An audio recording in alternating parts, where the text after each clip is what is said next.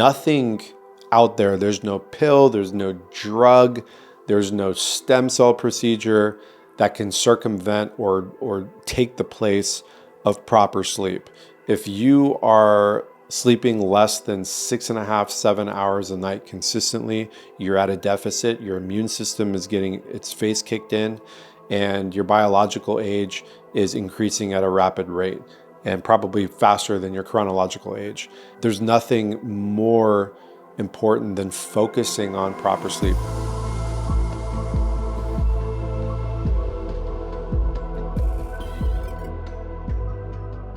All right, solo cast, here we go, wake the fake up. We're gonna get into the mystical, spiritual, and scientific perspective on sleep. I always talk about how critical sleep is to our everyday life, to our immune system, to our mental health, to our longevity, to our productiveness. Let's explore why sleep is so important, what happens during sleep, and what truly is sleep from a different lens, maybe a little bit different than what you're used to. And so people ask me, Chervin, what is the top 3 most important things for longevity and health and wellness? Sleep is always in the top 3. It's synonymous with youthfulness, rejuvenation, restoration, all of them. Why? Because of recovery, because of balance, because of recalibration. While we're asleep, a lot of things happen. You don't just black out. You're actually in an altered state of conscious. Your body goes into a crawl, your temperature drops, but the brain goes through multiple waves, different phases. And it's very interesting that through the dream state, we're able to explore the subconscious on a deep level. It is my understanding, and that of many philosophers like Carl Jung and even Rudolf Steiner, that sleep might be even more real than our waking material life. And for me, getting in touch with my dreams, addressing them, experiencing them, acknowledging them, interpreting them, is one of the most fundamental ways to get to know yourself and to build momentum in your life. That's why having a journal next to your bed is so important. Before you reach for the phone, before you reach for anything else, before you start thinking about work, whatever you just dreamed about, get in there. You know, there are strategies also for lucid dreaming. There's different pharmacopoeia or pharmacokinetic stuff that you can do to help enhance lucid dreaming. There's also trainings you can do, theta adaptation, things of that nature. You know, for me, once I'm in a lucid dream, it's like it's on. I'm flying around, I'm doing the coolest shit, and I'm really exploring things. I'm also connecting with loved ones and things of that nature. So we can't sleep on the importance and value and the mystical perspective of sleep. Let's get into some of the fundamentals. How do we get better sleep? I always hear that all the time. What do I do to get proper sleep? So instead of talking about what we need to add to the alchemy or add to the chemistry, we need to make sure what we leave out. And because we're in this modern world, we are limiting our body's ability to prepare for sleep, and we're causing a confusion in the system because ultimately we weren't designed to be living in artificial boxes, governed by artificial temperatures, governed by artificial light. All of these things are a massive disturbance to the human biomagnetic field, which is completely connected to our biological clock, aka our circadian rhythm. Our circadian rhythm is the signature or the system in the body that regulates our metabolism, what time we rise, what time we wake up, what time we eliminate, and some of the fundamentals of the capstone of our health. And because of the modern world, many people have a confused circadian rhythm. And when your circadian rhythm is not in the right input, if you will, you're going to have confusion throughout the body. And confusion leads to, a lot of problems, including autoimmune conditions, anger, frustration, resentment, depression, lack of self-worth, all of those things. And also I'd like to add, I'm going to give you my perspective on, state-sponsored school systems and having 7-year-olds and 8-year-olds and 6-year-olds getting up at 6:30 or 6 o'clock or 5:45 a.m. to go sit in a classroom at 7:30. which I think is completely horrendous to a child's development, anyone for that matter, but particularly a child's development when they should be getting sound sleep well into first period of, chemistry or whatever is irrelevant that they're teaching in school today. And so, and so the fundamentals of sleep, what do we need to remove? Okay. Number one, in order to get proper sleep, you need proper melatonin production. We know melatonin is a convergence of tryptophan into melatonin. It's an amino acid that turns into a neurotransmitter. What we also didn't know, but now we know, is melatonin is probably one of the most important antioxidants in the body. Just as important as glutathione, maybe even more important. And so how do we produce melatonin in the body? Well, of course, we need to have proper nutrition, but fundamentally, we need to get in front of the sun. And we need to get in front of the sun on the rise. We need the photobiomodulation. We need those waves hitting our skin, getting into our eyes. We need the blue light of the sky getting into our eyes to activate melatonin production. Most people don't know that. Without the sun activating your body first thing on the rise and throughout the next subsequent hours, your melatonin production ceases to exist. And without that production, you're going to have trouble at nighttime because you're not going to get the release that you need. And so what I do is I make sure that I rise every day and I'm getting my body outside on the grass, grounded to the earth. Even if it's not sunny where you're at, there's still UV rays that are coming through that can accomplish the mission that it needs to be. So most people don't think that if it's not sunny, it won't do anything. That's simply not the case. There's still light coming through. Number two, no artificial lights in the house. Now, I know that sounds aggressive, but if you are really someone that is struggling with sleep and struggling with your health, you got to go back to the basics. You got to go back to the fundamentals. In my previous solo cast, I talked about water. This is another fundamental, sleep. And so the fundamental perspective is we can't be bathing ourselves in artificial light all night long. I'd prefer you to not have artificial light in your house in general.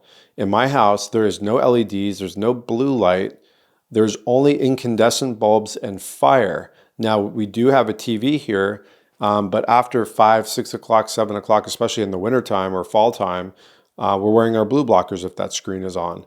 That's a practice that you must consider.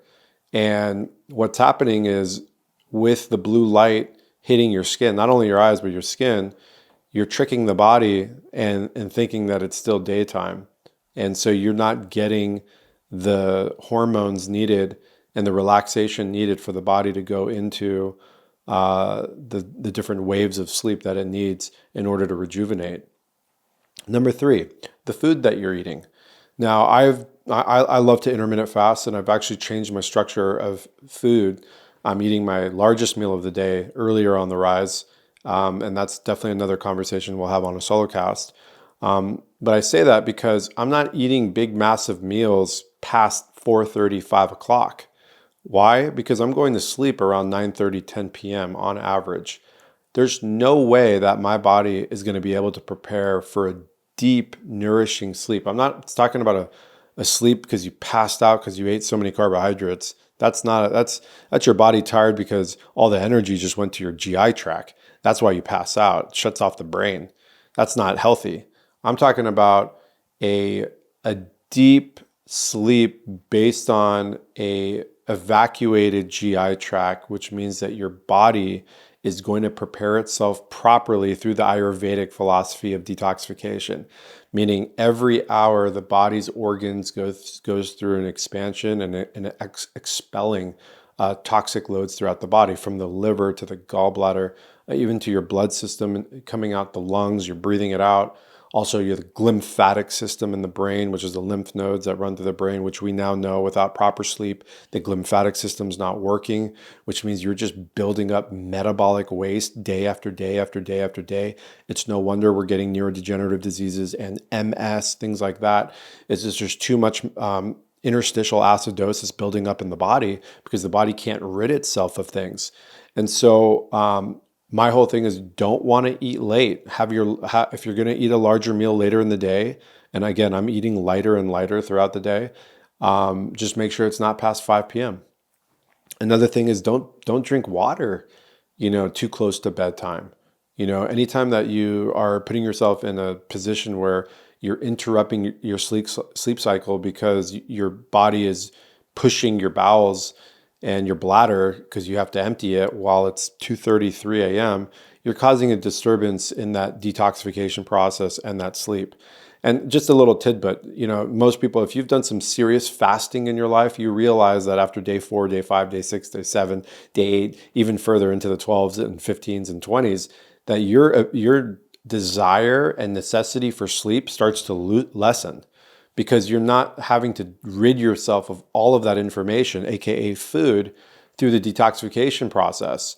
Detoxification means, trillions of cells are going through all these different uh, metamorphoses and all these different things to cleanse the body. When you're fasting for days on end, your body requires less sleep. And I'm just highlighting that so you can understand the philosophy on why it is that you don't want to go to sleep with a heavy stomach. So again, don't drink fluids right before bed. Have some common sense when it comes to that approach. Also, other things is mineralization. Are you properly mineralized? If you're not getting adequate levels of magnesium and calcium in your food and other things like that, you're going to have trouble sleeping. It's as simple as that. Magnesium helps calm the nervous system. It's basically the compound that helps regulate stress and cortisol. Every time that your body goes through an extreme experience, its burn factor goes towards magnesium. And so that is a common sense approach to help mineralize the body and get it into balance. Another thing is, stagnation, which is another thing that we're going to talk about on a separate solo cast, is that if you're not moving your body, your body's not expressing endorphins, you're not building up lactic acid, you're not raising your VO2 max, you're not pushing through insulin and blood sugars and getting the liver activated with movement and things of that nature, getting deep breath work through sprints and running on the beach and getting outside and getting negative ions, things of that nature. You're stagnating the body. When your body's stagnated, it's going to be dysregulated, which means that your nervous system is going to be stressed out. If your nervous system is stressed out because you're not moving your body and you're not building up those reserves or that hormetic response from the stress, you're going to have a lot more difficult time sleeping. When I used to have 6-hour, 7-hour surf sessions, or I was doing 2 and 3 a days, or I remember in high school and water polo and all my sports, the sleep that I would have those nights, was just extraordinary. Extraordinary. I mean, it was like 10 hours of deep REM sleep, going into the deepest layer of sleep and rejuvenation. And I remember how I felt when I woke up on the rise. It was incredible. So that's something that you really need to push upon yourself because they all go hand in hand. It's not just about movement. It's not just about sleep. They all work fundamentally together. We're a holistic being. This isn't an allopathic symptom. We have to really treat the body as a whole. Another thing is, really addressing the information that you're bringing into your life, right? So what kind of information are you allowing into your field? If it's toxic, if it's filled with drama, if it's jealousy and envy and all the stuff you're seeing on social media and mainstream news, and now we're dealing with catastrophes all over the world, that's going to raise and spike your cortisol, and that's going to bring a level of stress. Now, I know it's impossible to block all that stuff out, and I'm not saying put your head in the sand and just sing kumbaya, but just tap into yourself, talk to your body, talk to your heart, talk to your soul, and let the pressure off from time to time, like a pressure valve and stuff like that. And if anything, just maybe even stay away from that stuff for a while if you're having trouble sleeping, because those things add up and they build a level of uncomfortability in the body and stress in the body, and that could really keep you from sleeping. Another thing is, your partner, who you're sleeping with. So if you have a partner and, not everyone is designed to sleep next to each other, there's something to that. We have different doshas and different sequences in our body and different metabolic rates and energy and all that kind of stuff. And so I've had experience where, there's some people I sleep like a bear next to, and then some people where I can't I can't even get 1 hour of good, healthy sleep next to. So that's something that you need to explore. There really is something to that. And also we can get into the sexual energy too. Like if you're having really amazing intimacy with someone, that's beautiful for your sleep. The studies are out that, all the energy and endorphins and the oxytocin that's built through the lovemaking and stuff like that really puts you in a position to have deep, deep sleep. Another thing I want to talk about is as you get older, your ability to get deep delta sleep, like going into the deep realms, gets more difficult and more difficult. And it makes total sense because a dysregulated system that's built up with toxins and metabolic waste and things of that nature is going to have more stress on it, and more stress keeps you from sleeping. So as you get older in age, be very, very aware of that. So you got to go out of your way to do things like all the things that I just mentioned, and also take things up a notch, with the darkness and really calibrating your sleep situation to perfection. Maybe you need to stay away from the stimulants, so like caffeine, for example, doesn't allow adenosine to bind and keeps your body from going into deep sleep. Even 1 cup of coffee can screw somebody up. And so really understand, how you're approaching stimulants for that reason alone. Another thing is the temperature of the room and the darkness of the room. I like to sleep in a room that's around 66, 67 degrees. In the wintertime, it's perfect. I can keep all my windows open. And the room is cool and things of that nature. That's really important. And also the room just needs to be pitch dark. There can't be anything blinking in there. There can't be anything that can cause any disturbance. Another thing is some people are really liking the effects of white noise in the room. I like it. There's sometimes that I don't like it, but I've been trying it out. And all the things that I'm talking about, these are things that you need to try and adjust to your daily schedule and see how it flows for you. It's all trial and error. And if something doesn't work for one night, that's not enough sample size. Give something at least a week, maybe even 2 weeks, because your body has been in a cycle for a long time. This whole thing where I tried this one night, it didn't work, screw that. That's not how it works. You got to give things at least 2 weeks to be optimal, to see how your body adjusts to things. Also, the temperature or the type of mattress that you're using is really important, and the pillowcase. I'm a foam mattress guy, organic foam. Really, that's what works for me. It keeps my body at a level state. I'm not a big pillow guy, but I do use a thin foam pillow, which is basically like 2 inches. And I prefer to sleep on my side with a pillow in between my legs. I sleep with my heart up, better for the cardiovascular side. So I'm sleeping on my right side. And it's been working wonders for me. Also, if you have sleep apnea, which is a big conversation to have, a lot of people have sleep apnea. I actually tested for slight sleep apnea, very mild, but I still have it. My palate is not as wide as it should be, so air has trouble traveling through and my tongue gets in the way. It's a whole thing. And there are surgeries and things that you can do. What I've been doing is using a nasal strip, which has opened up my airways, and I've been taping my mouth. I've been actually just started that practice over the last week, and it was first an adjustment. First 3-4 days was difficult. And then on day 4, day 5, it started to get better. And then now I'm in 2-3 weeks in, and it's all starting to come together, and I'm feeling better. I'm feeling stronger. I mean, think about it. With better sleep, you're getting more human growth hormone response through the pituitary because it's pinging throughout the night. You're getting rejuvenation, restoration, better oxygen flow. Lactic acid is being worked through. Muscles are resynthesizing. Peptides, all these things are occurring in the body. It's incredible, incredible stuff what sleep does. And there are definitely other things that you can do that help enhance sleep. Some people like to meditate before bed, 432 hertz, which brings the system back to a nice coherence.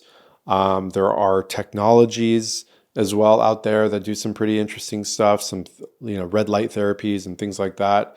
But those are extras. We got to get the fundamentals and basics in place. Nothing out there. There's no pill. There's no drug.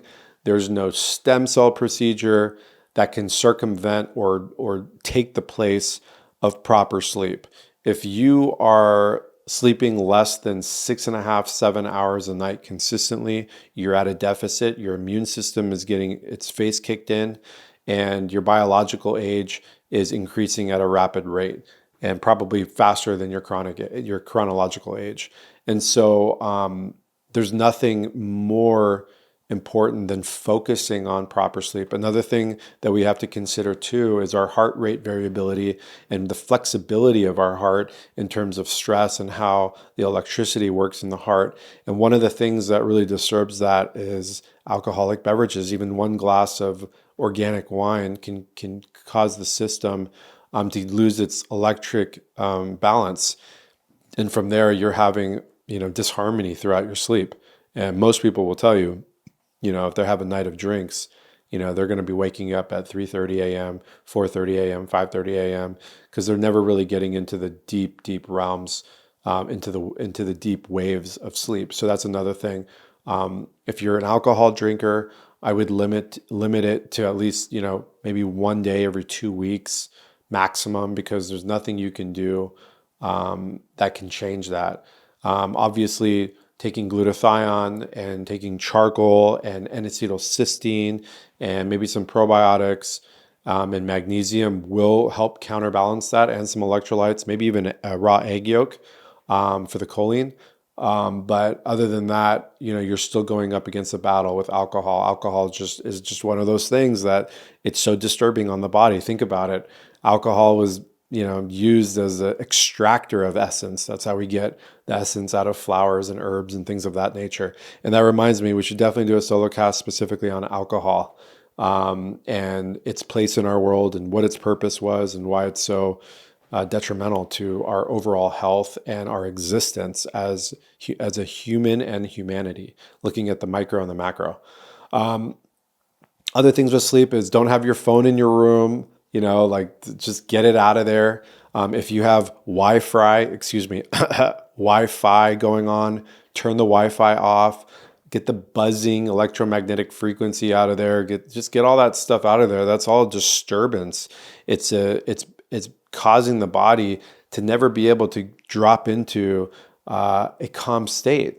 I am, in my human design and in my gene keys, it pops up, I'm very sensitive to sound, unharmonic noises. They really disturb me. Alarms, fire alarms, different sirens, neighbors' dog barking, things like that. It fucks me up and makes me uncomfortable. I can't think. I can't digest food properly. I certainly can't sleep. And so, if you need to put in, depending on where you live, if you need to put in ear pods or whatever to block the noise, and maybe even a blindfold, things of that nature to make it as pitch dark as possible, these are things that you can do as well. I think I covered everything. Another cool hack for beauty and sleep is definitely use a silk pillowcase. The silk does not pull the oils off your face. Remember, your face has a very specific microbiome, a very specific pH. And so if you're using like cotton and other linens and other materials while you're sleeping, you're just pulling that off every single night. And that's very disturbing to the microbiome of the face. It causes wrinkles and agings. I've been using silk pillowcases for the last 15 years. That's a little beauty hack right there. Maybe we'll bring silk pillowcases to Symbiotica. That might be a good look. And then our sleep formula on Symbiotica is a very, very beautiful approach to sleep alchemy. So I don't believe in sleeping pills and pharmaceuticals. I think they're extremely gnarly and they cause crazy rebound effects and they dilapidate the system. I get it. If you have been completely if your system's failing in so many ways, then they might prescribe that and you might need to get on that briefly. But I believe in going the traditional route, which is mineralization, herbs, amino acids, and that's what our sleep formula is, and it's got crazy reviews. I use our sleep formula usually when I'm traveling from time to time. My sleep is so sound that I don't need it every night, but I know many people that take it in perpetuity and it's working great for them, and I'm happy. So Take a look at our sleep formula on Symbotica. It's the best out there. We you know we have barely 1 milligram of a plant-based melatonin in there. Obviously, we have GABA and some of the herbs in there as well. And melatonin is controversial as as a supplement, but most supplements out there are using 5, 7, 10 milligrams, and they're doing overages on it. We have below 1 milligram. We have just enough to get a 1 milligram on there. So I think it's like zero point 0.6 or zero point 0.7 in there, and it's in the alchemy of that formula, which is just fantastic. Other than that, common sense. At the end of the day, when it comes to these fundamentals like water and sleep and movement and stuff like that, just play some common sense for you. Like, just analyze your lifestyle, analyze your experience, analyze how deep into the night you're involved in other people's drama and TV and all this stuff, and find balance, because if you're not feeling good and you're dysregulated and you're waking up